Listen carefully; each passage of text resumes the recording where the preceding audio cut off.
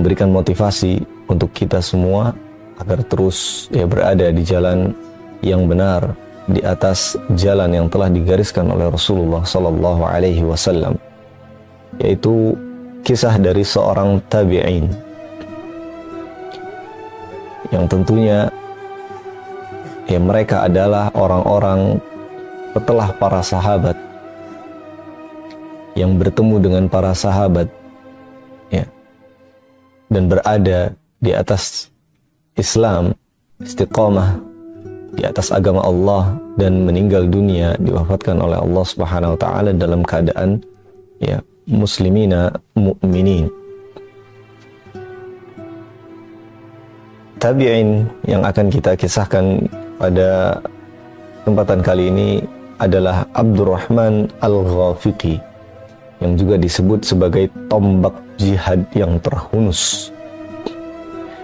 Abdurrahman Al-Ghafiqi sebenarnya sempat bertemu atau sudah ada dan belajar di zamannya para sahabat radhiyallahu anhum jami'an, akan tetapi kisah beliau ini mulai terkenal, mulai dicatatkan sejarahnya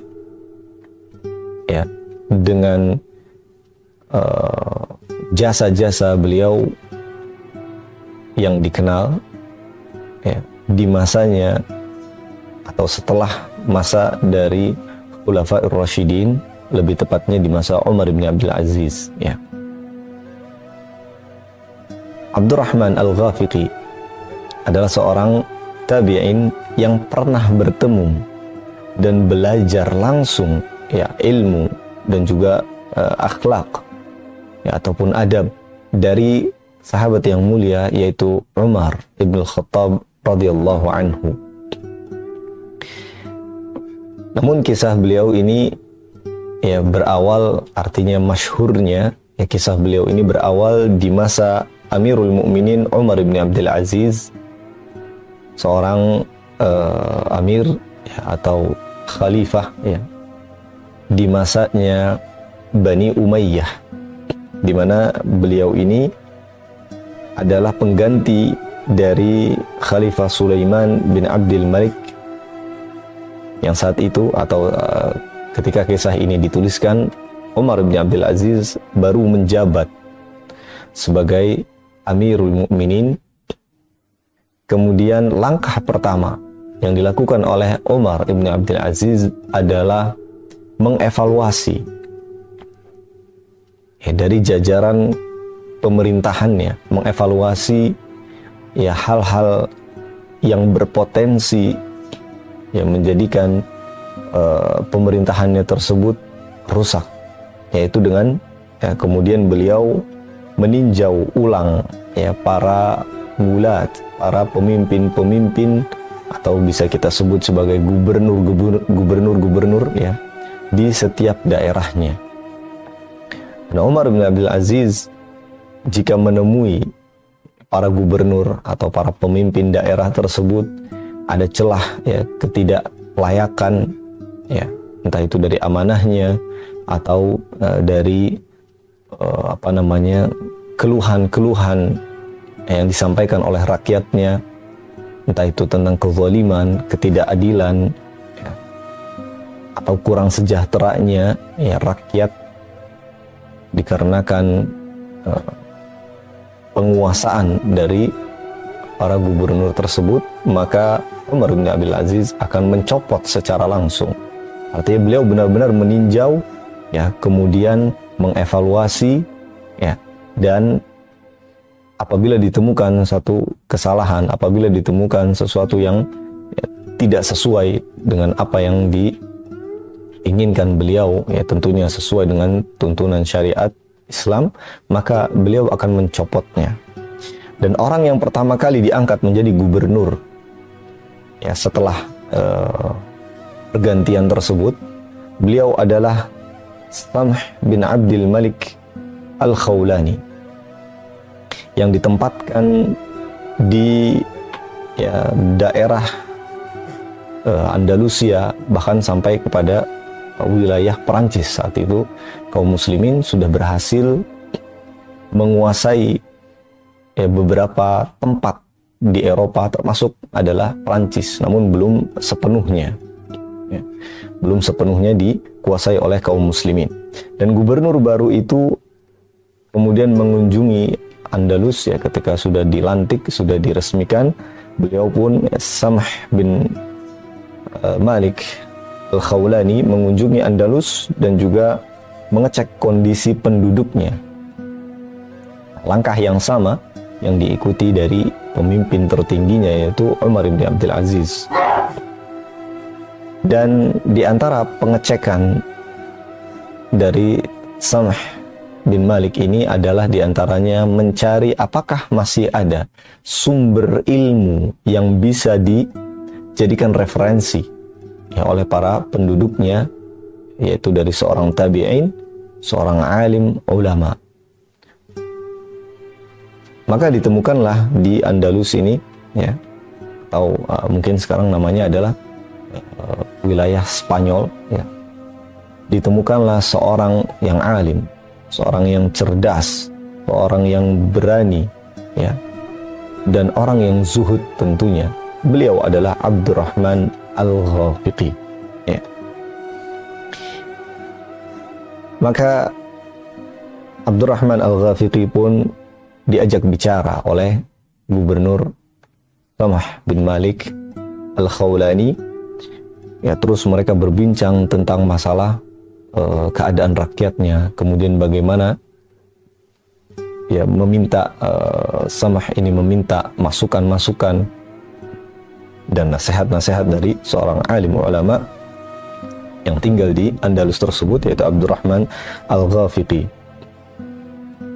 Dan beliau menemukan bahwa Abdurrahman ini ternyata adalah orang yang menguasai tentang Al-Quran, tentang ahaditsun Nabi sallallahu alaihi wasallam, hadis-hadis Nabi sallallahu alaihi wasallam. Seorang yang faqih, dan juga seorang yang semangat dalam menimba ilmu. Dan sebagaimana yang dikatakan di awal bahwa beliau Abdurrahman Al-Ghafiqi adalah salah seorang dari tabi'in yang sempat berguru langsung kepada Khalifah Umar ibn Khattab radhiyallahu anhu. Maka setelah perbincangan yang cukup panjang antara Gubernur Andalus ini dengan Abdurrahman Al-Ghafiqi, tentu dengan kepercayaannya menginginkan menawarkan untuk menjadikan Abdurrahman sebagai pemimpin di wilayah tersebut. Tentu setiap daerah harus ada di antara, salah satunya adalah seorang yang alim yang bisa memimpin sekaligus menjadi seorang penasehatnya atau da'inya, menjadi referensi ilmunya para penduduk yang ada di wilayah tersebut. Namun apa jawaban dari Abdurrahman Al-Ghafiqi? Tentu sebagaimana yang juga para sahabat, para tabi'in yang lainnya, ketika mereka dan orang-orang atau salafus saleh ketika mereka ditawarkan kepemimpinan, tentu ini adalah sebuah amanah yang sangat berat. Dengan jawaban Abdurrahman Al-Ghafiqi mengatakan, aku adalah orang biasa wahai gubernur. Jadi janganlah engkau mengangkatku sebagai seorang pemimpin. Akan tetapi, artinya di sini dengan bahasa yang lembut, yang sopan, untuk menolak menjadi seorang pemimpin di daerah tersebut. Akan tetapi beliau yang menambahkan, kata Abdurrahman Al-Ghafiqi, aku akan selalu berada di bawah kepemimpinanmu selagi engkau tidak memerintahkan kepada keburukan. Nah, selagi Samh bin Malik memerintahkan, membuat kebijakan yang sesuai dengan syariat Islam, yang tidak bertentangan dengan syariat Islam, maka beliau mengatakan, aku akan terus berada di belakang engkau wahai gubernur.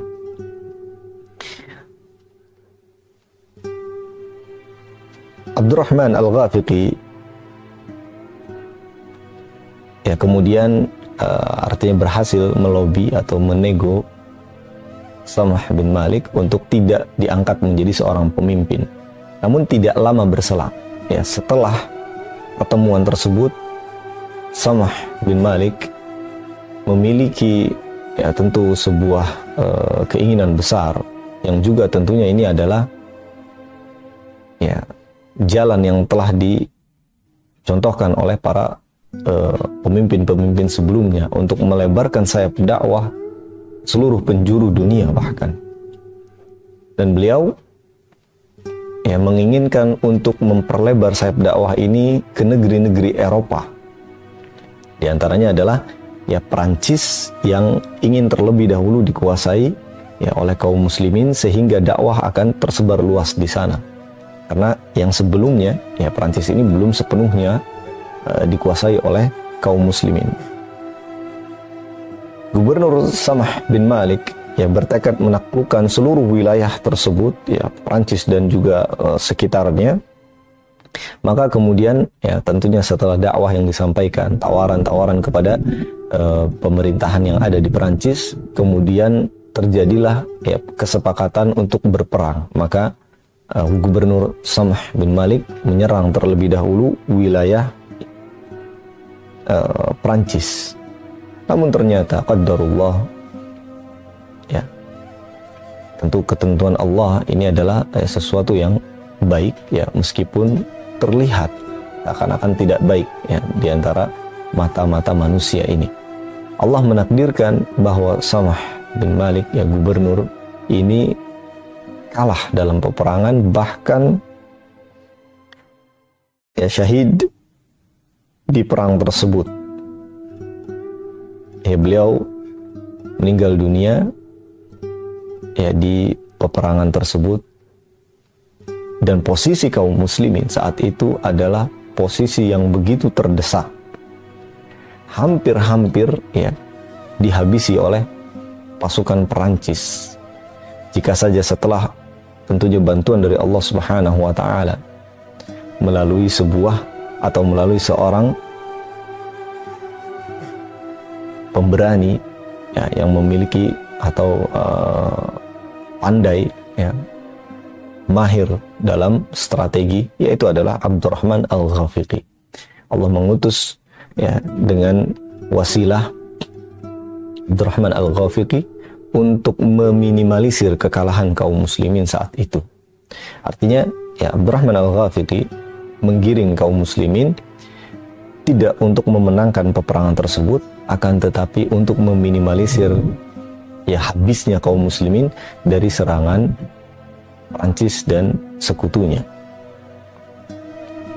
Maka Abdurrahman Al-Ghafiqi berhasil membawa kaum muslimin kembali ke Spanyol, ya, atau ditarik mundur, tentunya, ya, untuk membuat strategi yang baru, ya, dengan tujuan yang masih sama. Meskipun kaum muslimin mengalami kekalahan di saat tersebut atau di peperangan tersebut, ya, mereka kembali mengatur strategi untuk, ya, memperlebar wilayah kekuasaan kaum muslimin di Perancis dan juga sekitarnya. Nah, Abdurrahman Al-Ghafiqi tampil, ya, untuk memimpin komando perjuangan tersebut dan dapat menekan kerugian yang besar, ya, dan meminimalisir meninggalnya atau wafatnya kaum muslimin di perang tersebut. Maka, ya, kaum muslimin pun melihat apa yang telah dilakukan oleh Abdurrahman Al-Ghafiqi dari kepemimpinannya, dan tentu, ya, banyak sekali nasihat-nasihat dan motivasi ketika perang tersebut sehingga menjadikan kaum muslimin kembali bersemangat, ya, walaupun mengalami kekalahan dan mundur pada saat itu. Maka dijadikanlah Abdurrahman Al-Ghafiqi ini sebagai pengganti dari, ya, gubernur yang telah gugur di medan perang, yaitu Samah bin Malik Al-Khawlani. Dan sejak, ya, menerima mandat sebagai pemimpin Andalusia, beliau pun mulai membenahi apa yang menjadi kekurangan kaum muslimin sehingga mengalami kekalahan tersebut. Dan ini adalah satu evaluasi yang mungkin tidak banyak disadari oleh kaum muslimin ketika di medan perang. Abdurrahman Al-Ghafiqi tidak hanya melihat peperangan ini dari segi persenjataan, dari segi fasilitas, dari segi kekuatan tentara-tentaranya, akan tetapi Abdurrahman Al-Ghafiqi yakin dalam mempersiapkan pertempuran itu harus dimulai dari keyakinannya, harus dimulai dan memperbaiki dari hatinya. Maka beliau pun sebelum menyiapkan bala tentaranya untuk berperang, beliau mempersiapkan hati, mempersiapkan diri dari kaum muslimin untuk masing-masing mensucikan hati mereka, mengikhlaskan niat mereka kepada atau hanya untuk Allah Subhanahu wa taala, memurnikan tauhid mereka. Abdurrahman Al-Ghafiqi fokus kepada membersihkan diri mereka terlebih dahulu sebelum mereka pergi untuk berperang di jalan Allah Subhanahu wa taala. Dan ini adalah salah satu langkah terbaik tentunya pemirsa dan juga pendengar sekalian yang semoga dimuliakan oleh Allah Subhanahu wa taala, yang tidak banyak dari para pemimpin melihatnya. Tidak hanya sekedar dari fisik, fasilitas, atau bahkan majunya strategi perang, fasilitas perang,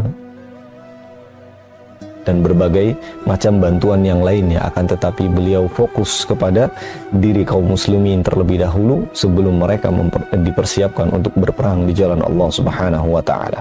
Maka salah satu langkah yang diambil oleh Abdurrahman Al-Ghafiqi adalah mengumpulkan mereka semua, setelah tentunya memberikan ujangan-ujangan, nasihat-nasihat, mentazkiyah mereka, hati-hati mereka. Kemudian Abdurrahman juga mengatakan, barang siapa yang mempunyai persoalan dan merasa pernah dizolimi oleh para pemimpinnya, oleh orang-orang yang ada di sekitarnya, maka ia harus melaporkannya kepada Abdurrahman Al-Ghafiqi. Dan tentu ini juga menjadi celah antara kaum muslimin ketika mereka menyimpan dendam misalnya atau kezaliman terhadap yang lainnya, maka ittihadu al-qulub, bersatunya hati-hati mereka ini tidak terjadi karena masih ada celah kebencian di antara kaum muslimin. Maka sekali lagi salah satu atau langkah pertama yang ditempuh oleh Abdurrahman Al-Ghafiqi adalah menyatukan terlebih dahulu hati-hati kaum muslimin dengan membersihkan urusan-urusan kezaliman, urusan-urusan dendam atau ketidaksukaan mereka terhadap saudara-saudara kaum musliminnya. Dan terutama ditekankan kepada para pemimpin. Apakah ada pemimpin yang zalim? Apakah ada pemimpin yang pernah melakukan tindakan yang tidak adil kepada rakyatnya? Maka ini harus diselesaikan terlebih dahulu. Selanjutnya, setiap kali beliau mengunjungi wilayah kekuasaan kaum muslimin, karena tentu wilayah-wilayahnya banyak tidak hanya di atau Andalusia ini kan bukan hanya satu kota saja, tapi negara yang tentu terdiri dari daerah-daerah, kota-kota dan juga desa-desa. Maka beliau mengunjungi satu persatu dan mengajak mereka untuk kembali bersatu di atas syariat Allah Subhanahu wa taala. Di antaranya yang zahir dari persatuan kaum muslimin ada atau terletak pada apa? Pemirsa dan juga pendengar sekalian, salat berjamaahnya kaum muslimin. Maka beliau datang ke setiap tempat atau daerah kekuasaan kaum muslimin dan mengajak mereka untuk salat berjamaah, kembali menyatukan dengan salat berjamaah. Kemudian baru setelah itu beliau mengajak para pemimpin daerahnya dan juga rakyatnya, memotivasi mereka selain mentazkiyah diri-diri mereka, memurnikan tauhid mereka, dan juga memotivasi mereka dalam masalah al-jihadu fi sabilillah. Dan bahkan ya beliau menyerukan untuk mencari ya yang namanya syahid, kematian yang senantiasa didambakan oleh seluruh kaum muslimin. Puncak dari amalan kaum muslimin al-jihadu fi sabilillah, dan meninggal dunia dalam keadaan syahid di jalan Allah Subhanahu wa taala. Dan tentu perkataan Abdurrahman Al-Ghafiqi ini tidak hanya sekedar artinya nasihat belaka, ya, tidak hanya sekedar mengajak saja, akan tetapi beliau pun membarenginya atau menyertai nasihat-nasihat tersebut dengan perbuatan beliau, mencontohkan kepada seluruh rakyat, mencontohkan kepada seluruh pemimpin-pemimpinnya ketika misalnya ya untuk memurnikan tauhid, maka beliau pun mencontohkan, memberikan teladan bagi mereka dalam bagaimana caranya bertauhid dengan benar. Kemudian bagaimana mensucikan diri mereka, meninggalkan hal-hal yang berbau kezaliman dan ketidakadilan dan berbagai macam aturan-aturan yang ada dalam Islam dicontohkan. Artinya ya tidak hanya menasehati, akan tetapi juga mencontohkannya dengan amalan-amalan beliau. Kemudian setelah itu barulah ya, ini berlangsung beberapa lama yang tidak disebutkan ya jangka waktunya, akan tetapi setelah itu ya, setelah beliau melaksanakan step-stepnya tersebut, mensucikan hati kaum muslimin, mengikat kembali hati-hati kaum muslimin, kemudian memotivasi mereka untuk berjihad di jalan Allah dan mencari syahid ya, mencari titel ya meninggal dunia di jalan Allah Subhanahu wa taala. Maka kemudian beliau pun mulai ya mengerahkan bala tentaranya, membentuk camp-campnya ya, kemudian menguatkan mereka dengan cara ya tentunya berlatih untuk berperang di jalan Allah Subhanahu wa taala. Dan salah satu dari jasa yang dicatat oleh para sejarawan, tentunya mungkin sampai hari ini juga ya masih ada dan terkenal, yaitu beliau membangun sebuah jembatan besar yang dinamakan dengan Qurtubah ya, atau dikenal dalam bahasa kitanya ya, atau bahasa Latinnya adalah Cordova ya. Adalah jembatan besar yang menyambung dari Al-Andalusia ya, atau Spanyol di masa tersebut. Dan beliau membangunnya ya di atas sungai Cordova atau Qurtubah tersebut, yang mana kemudian bala tentaranya bisa menyeberang ya ke Prancis ya, atau bahkan kemudian nanti ini akan menjadi jalur terbukanya ya negara-negara yang ada di Eropa, di antaranya adalah Italia ya, kalau negara zaman sekarangnya namanya Italia ya, kemudian bahkan sampai kepada Jerman ya, bukan hanya Prancis saja, ke Italia, Spanyol sudah tentu, kemudian juga ke negeri Jerman.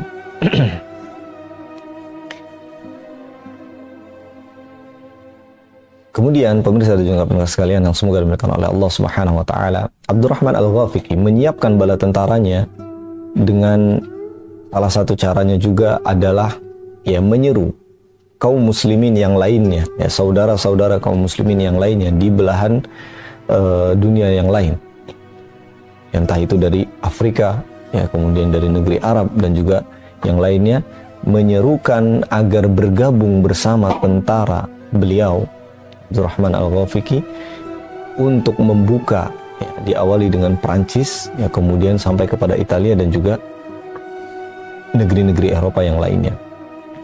Namun di sini ada satu kendala yang ditemui oleh Abdurrahman Al-Ghafiqi yang menjadi bisa dikatakan terjadinya perang saudara ya, antara ya, kaum muslimin, tapi ini tentu dengan sebab yang jelas ya, bahwa seorang pemimpin ya bernama Utsman atau gubernur bernama Utsman dikirimkan surat untuk bersatu bersama Abdurrahman Al-Ghafiqi, bersama-sama berjuang di jalan Allah Subhanahu wa taala untuk membuka ya daerah-daerah Eropa. Namun beliau ini ya mendapati penolakan dari Utsman karena dia telah membuat sebuah perjanjian dengan bapak mertuanya, yang mana bapak mertuanya ini adalah seorang raja ya. Utsman ya menikahi putri dari seorang raja, yang mana raja ini adalah salah satu dari target yang sudah ditetapkan oleh Abdurrahman Al-Ghafiqi. Dan tentu Abdurrahman Al-Ghafiqi terus mengajak ya gubernur Sughur ini ya, gubernur Sughur yang bernama Utsman bin Abi Nus'ah ya, Utsman bin Abi Nus'ah, untuk menghadapi mertuanya. Dan ini menjadi dilema yang besar bagi Utsman, karena harus melawan bapak mertuanya sendiri, sedangkan ya istrinya yang dari anak raja ini adalah salah satu dari istri yang paling dicintai oleh Utsman bin Nu'as atau Utsman bin Abi Nus'ah ini. Maka penolakan demi penolakan terus dijawab atau dikirimkan kepada Abdurrahman Al-Ghafiqi, sehingga ini menjadi ya keputusan yang tentunya sangat berat ya bagi Abdurrahman Al-Ghafiqi untuk merebut ya tentara Utsman agar bisa bergabung bersama kaum muslimin.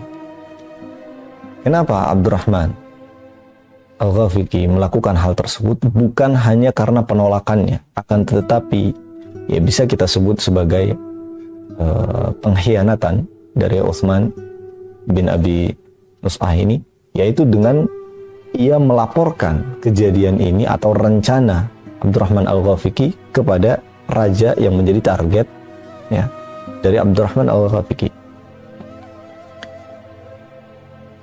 Maka tentu ya tidak ada lagi negosiasi antara Abdurrahman dengan Utsman.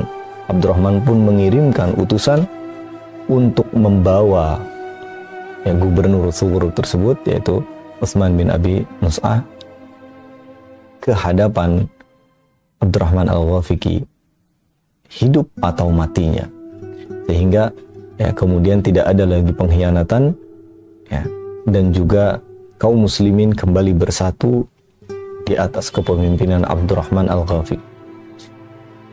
Pemirsa dan juga pendengar sekalian yang semoga dimuliakan dan dirahmati oleh Allah Subhanahu wa taala, kisah dari Abdurrahman Al-Ghafiqi ini ya masih ada beberapa lagi yang mungkin perlu kita akan kisahkan, akan tetapi ini adalah bagian awal dari perjuangan beliau dalam membuka wilayah-wilayah yang ada ya di Eropa.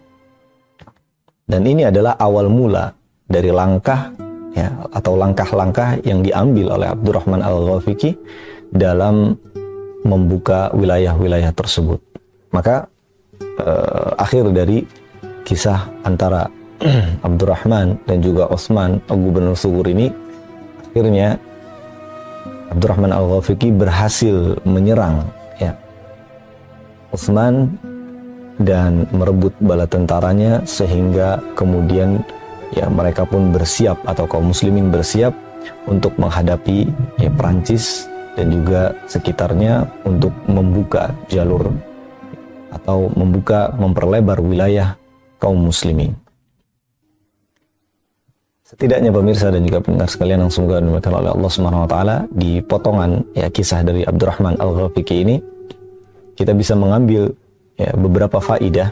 Di antaranya adalah yang pertama, tentu seorang tabi'in Abdurrahman Al-Ghafiqi adalah seorang yang patut kita contoh dari keilmuannya ya, yang disertai dengan amalannya. Artinya keilmuan yang dimiliki oleh Abdurrahman ini tidak hanya semata-mata untuk mendakwahkan saja, akan tetapi juga ya dakwahnya tersebut bagaimana bisa diterima oleh masyarakatnya.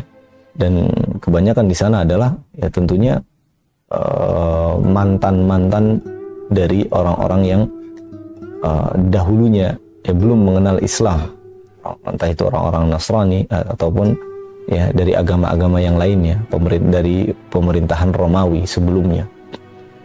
Bagaimana cara beliau mengajak kaum muslimin agar ikut ya bersama Abdurrahman Al-Ghafiqi kembali memurnikan hatinya, maka dengan amalan yang disesuaikan dengan ya ilmu beliau. Ini adalah hal yang penting yang perlu kita camkan, pemirsa dan juga pendengar sekalian. Terkadang ya seorang yang menasehati ya, atau bahkan lebih parahnya adalah seorang dai, akan tetapi dia tidak menyeimbangkan ilmu tersebut dengan amalannya. Kemudian faedah yang kedua yang bisa kita ambil dari kisah atau potongan kisah dari Abdurrahman Al-Ghafiqi adalah tekadnya dalam memperjuangkan Islam, namun bukan menjadi ambisinya menjadi pemimpin kaum muslimin. Terbukti dari ketika ya gubernur Andalus yang pertama atau yang sebelumnya yang diutus oleh Umar bin Abdul Aziz mengajak atau memberikan ya mandat, bahkan bukan hanya mengajak, memohon ya untuk dijadikan Abdurrahman Al-Ghafiqi ini dijadikan pemimpin Andalusia. Tapi beliau menolaknya. Kenapa? Karena amanah yang besar. Akan tetapi jika amanah tersebut sudah jatuh di tangannya, maka yang dilakukan oleh Abdurrahman Al-Ghafiqi adalah memanfaatkannya dengan baik di jalan Allah ya, dan tidak menyia-nyiakan amanat tersebut. Jika ada satu atau dua penghalang ya, yang tentunya menghalangi dakwah Islam, kelancaran dari dakwah Islam, maka beliau pun tidak segan-segan untuk yang menghabisi halangan-halangan tersebut.